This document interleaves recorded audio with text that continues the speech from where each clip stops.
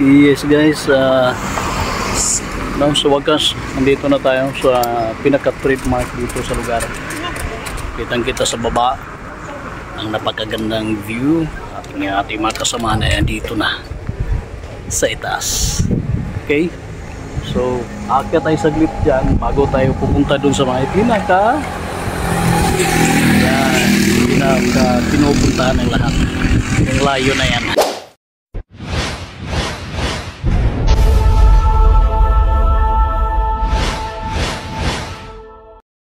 Good morning ngayong araw, no? Sunday na Sunday guys. Kahit ganito ang panahon ay tutuloy tayo, pupunta tayo ng Don Salvador Benedicto ng Negros Occidental, no? Medyo pinapawisan tayo, mamadali tayo kasi alas 6 ang alis ng tropa at since brownout ngayon kaya napag-isipan na mag Don Salvador Benedicto. Okay, so samahan nyo kami sa aming lakad ngayong araw. So tayo going Don Salvador Benedicto. Ito yung mga kasamahan natin. Yan, so brownout na. Umaga at I think pag-usapan natin kung ano yung rota natin ngayon.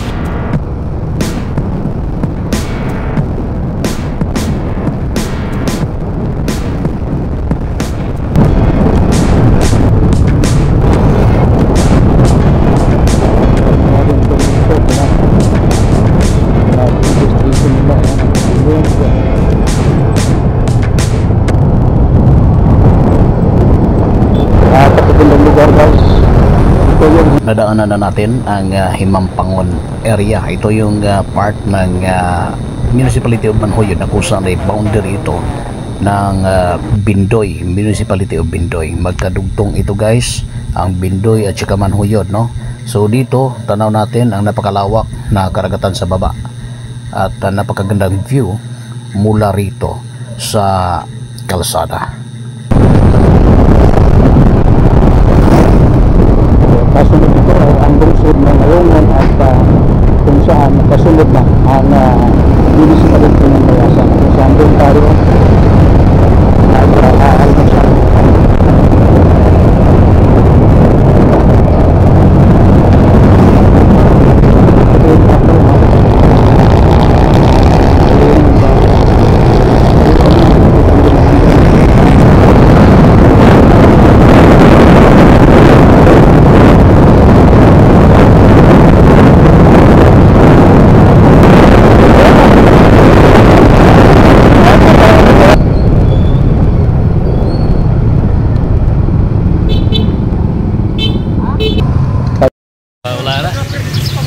Dito na tayo sa may Municipality of Batayason, yung kasama natin. Shout out! Alright. So welcome the first checkpoint.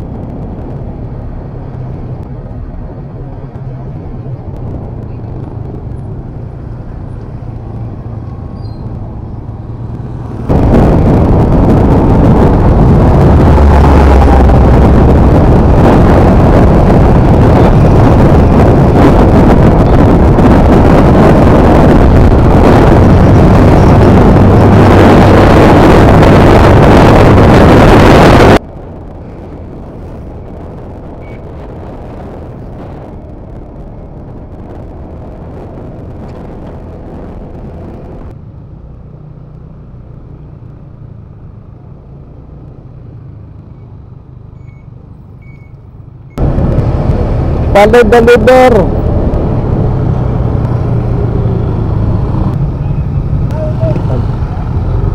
Hello ko sa bingka.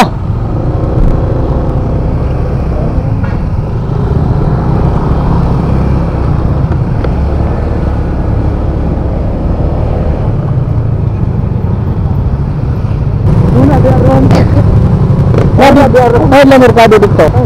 Di na? Okay. So, diretso pa. Diretso.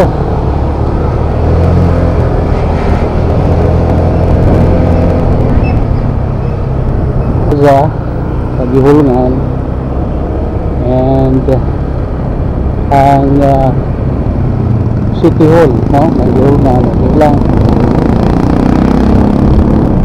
Freedom Park.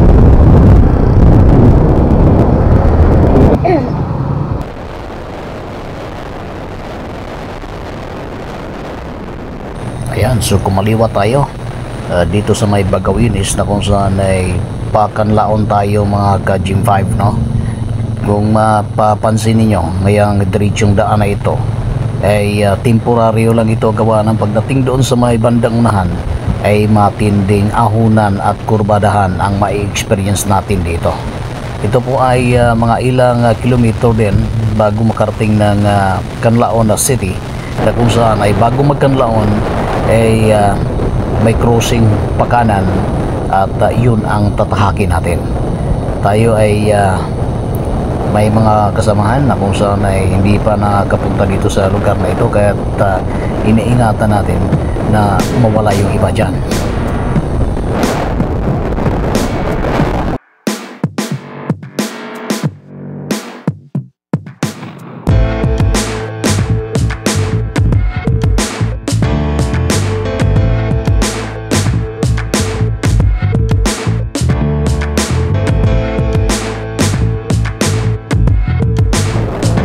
Kita ninyo ang napakatinding kurbadahan dito mga ka-Gym 5. Ayan o.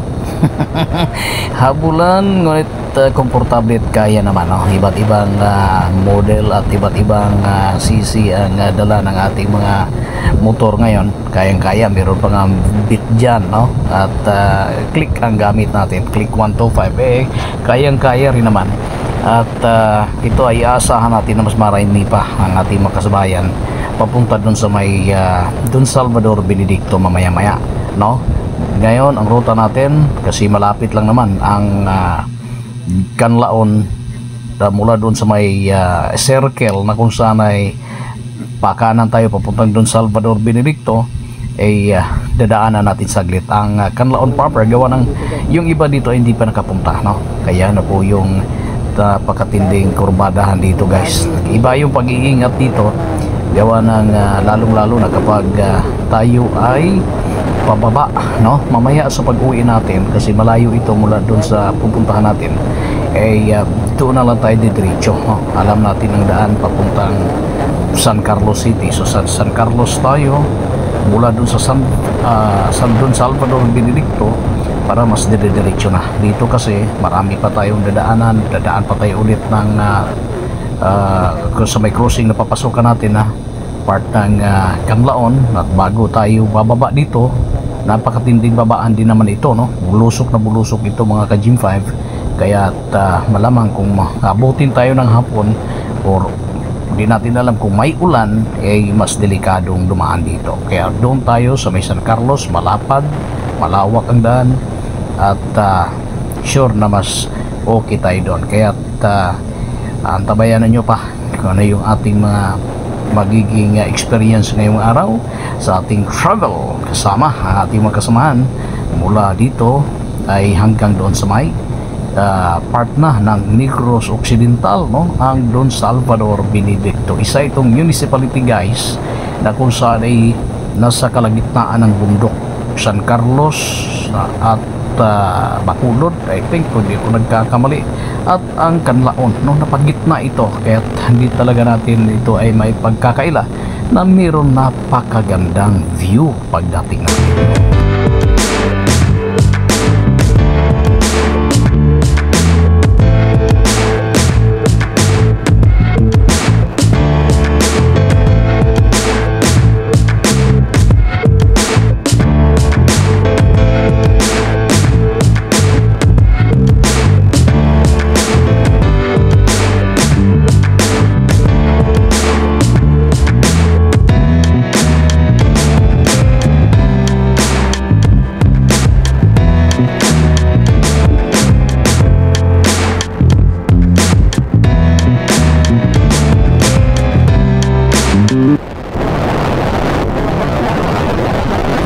Ito na nga yung sinasabi natin, no? Dahil biglang nawala ang busina ng ating motor ay napasigaw tayo, guys. At dito, no, dumiretso tayo ng Canlaon City. Sumilay tayo saglit dito sa City of Canlaon. Medyo masama ang panahon. No? Nahiya si Mount Canlaon ay di nagpapakita. Kaya't di tayo nagtagal dito, no? At matapos natin na ipasyal saglit, nakarating at sa wakas ang ating mga ibang mga kasama na di pa nakarating dito sa may Canlaon, bumalik na agad tayo dahil ang destination natin ay ang Don Salvador Benedicto. Kaya pabalik tayo, kakanan na naman tayo mula rito dahil bumalik tayo, guys, papunta doon sa destination natin ngayong araw, na kung saan ay talagang inaasahan natin na maganda ang experience natin dito. At yun, no, ang aabangan ninyo gawa ng hindi natin rin naman alam kung saan ito. Umaasa tayo sa ating apps, no, ang Waze na gamit natin na application na kung saan siyang magtuturo sa atin kung saan tayo. Subalit ang main road, lalong-lalo na papuntang San Carlos, ay hindi naman tayo maliligaw doon gawa ng nakarating na tayo ng San Carlos, nakarating na rin tayo dito sa may Canlaon. Kaya't meron tayong kunting idea, meron tayong kunting kaalaman pagdating dyan. Ngayon nga lang, ang Don Salvador Benedicto ang hindi pa natin napuntahan. Okay, here we go. Terminal ng Canlaon.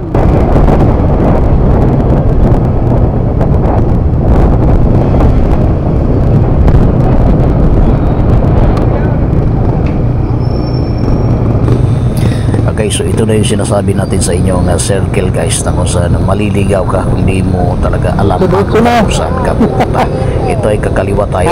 Itong kalsada na ito na po yung daan papuntang Don Salvador Benedicto. Diretsuhin lang ito, guys, kasi wala namang ibang kalsada na ganito kalawak, lapad. Ngunit sa may bandang unahan pa ay mayroong crossing doon na kung saan ay maaring kahit saan ka dadaan ay ihahatid ka talaga doon sa may Don Salvador Benedicto. Ayun nga lang, dito sa may bungad ay medyo hindi masyadong maganda, no? Mayroong mga pakunti-kunting bako-bako yung daan, ngunit passable naman, no? Ayos lang naman, kayang-kaya yan, lalong-lalo na sa motorsiklo, no? Ngunit sa may pagdating sa may bandang unahan, doon naman tayo makakakita magandang kalsada at lalong-lalo na ang magandang lugar.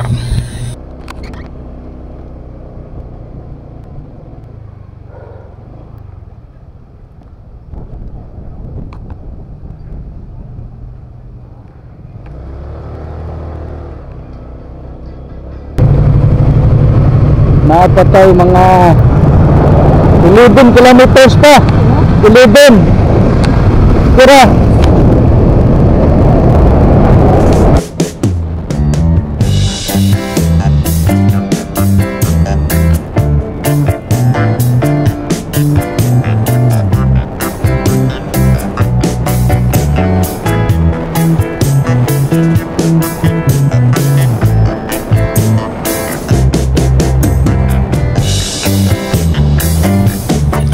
Yung sinasabi natin, no?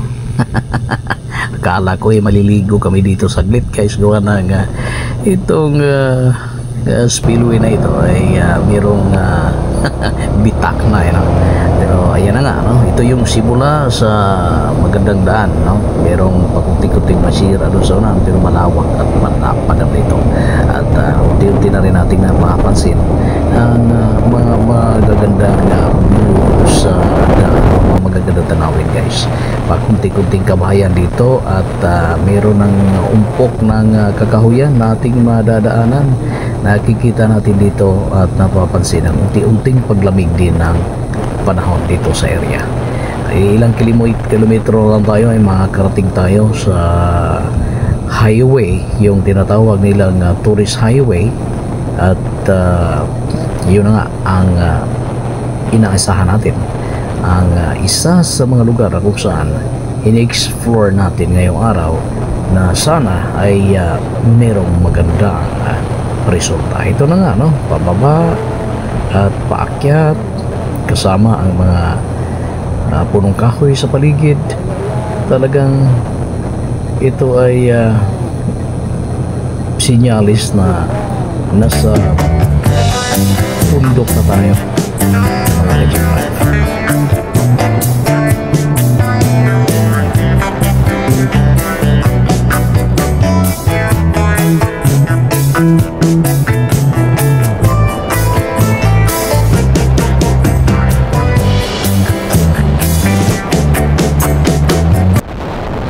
Akala ko ba'y nagtatapos na ang ahunan, no? Akala ko ay nagtatapos na ang arangkadahan sa akyatan ng kurbada ay doon sa may Canlaon, no? Matapos na lumiko dito, ngunit meron din pala dito, hindi mo gaano masyado gawa ng meron din namang pamba na porsyon, no? Kung aakyat tayo ng kurbada, meron din tayong kurbadahan na madadaanan na pababa naman. At kung mapapansin niyo, ayan yung mga lilim ng kahoy ay andiyan dyan sa may gitna ng kalsada, no? At kung mapapansin niyo, wala rin tayong gaanong kasalubong ng mga sasakyan, pakunti-kunti mga riders ang ating mga kasalubong, mga ka-Gym 5. At mas marami ang panahon na tayo lang ang tumatakbo at ating mga kasamahan niya mga yan ang tumatakbo at nag-iingay sa kalsadahan dito sa lugar. Ayan, tuloy-tuloy ang ating pag-ahon. Ayot, ito na, nadaanan na natin ang isang tulay. Ayan, at nagpahinga na yung iba nating mga kasamahan. Hindi basta-basta biyahe ito, gawa ng mula dun sa pinanggalingan natin sa City of Bais hanggang dito sa lugar na pupuntahan natin, vice versa guys, hinocompute natin ay nasa mahigit kumulang 600 kilometers from yan, nadaanan natin yung mga sundalo dito, no? So from Bais City to Canlaon to Don Salvador Benedicto to San Carlos, balik sa Bais ang ating jump off point, mahigit kumulang 600 kilometers po yan, mga ka-Gym 5, no? Kaya talagang napasubok yung ating maliit na bike, no? Dala natin ngayong araw na ito. At di magtatapos ay narating rin natin ang National Highway paliko dito sa may kurbada. Dalawa na naman ito papuntang San Carlos yung crossing na ito, at yung isa naman ay papunta doon sa pupuntahan natin na lugar.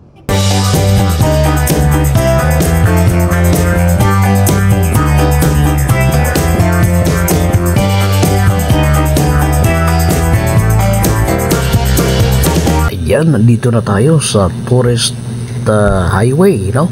Ayan guys, kung mapapansin niyo, napakalawak na. Papunta na ito guys doon sa may municipality of Don Salvador Benedicto, na kung saan isa sa mga tourist destinations ng karamihan, isa sa mga inaasam-asam na lugar na pupuntahan ng mga riders, isa sa mga lugar na pinapangarap na puntahan ng mga vlogger at iba pa na mga tourist enthusiasts sa iba't ibang panig ng mundo.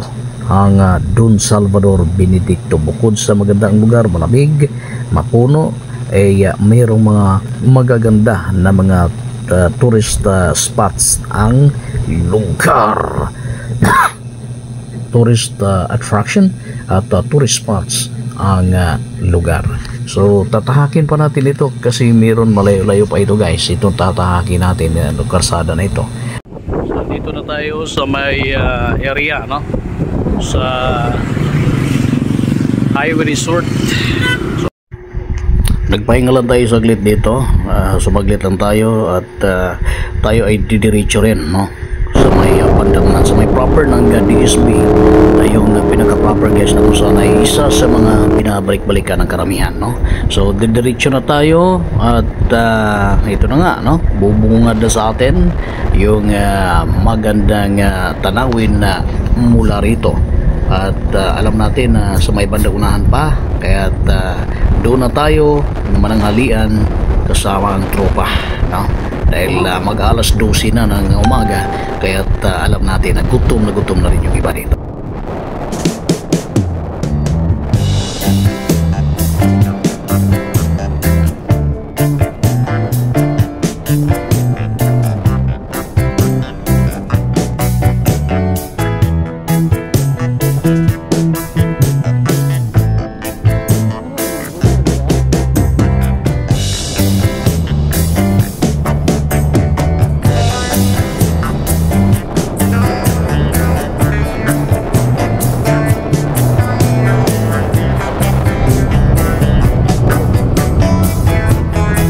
dire, dire.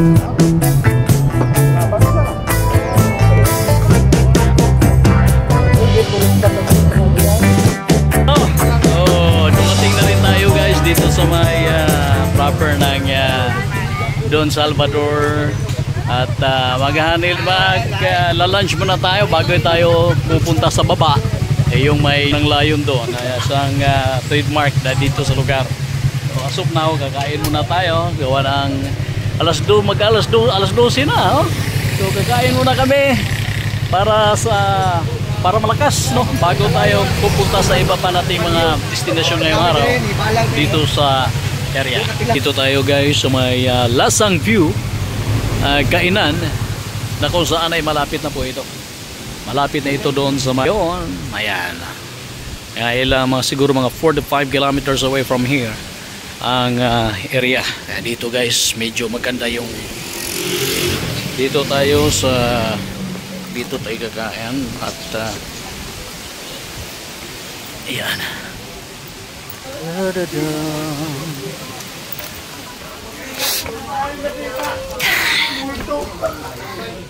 So ayan yung mga kasamahan natin.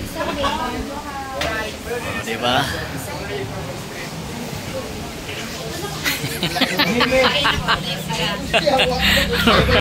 So wakas, mga kakain na rin.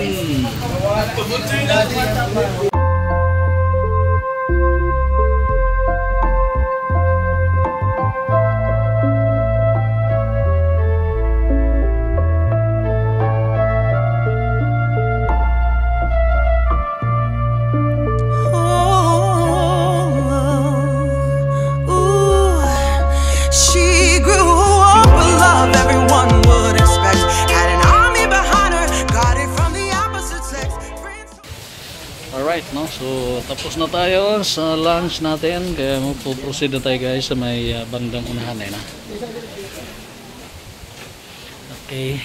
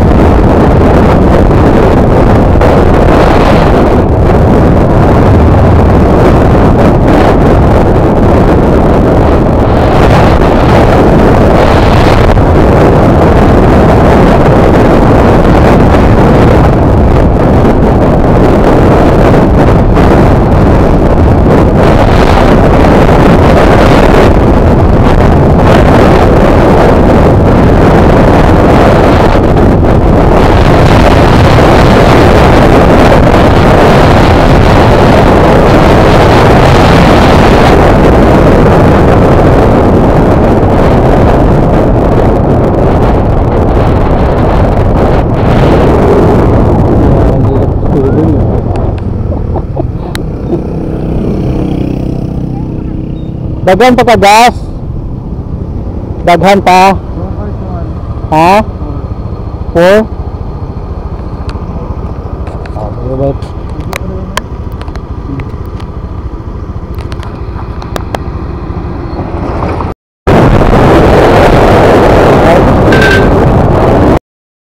Yes guys, sa wakas, nandito na tayo sa pinaka-trademark dito sa lugar.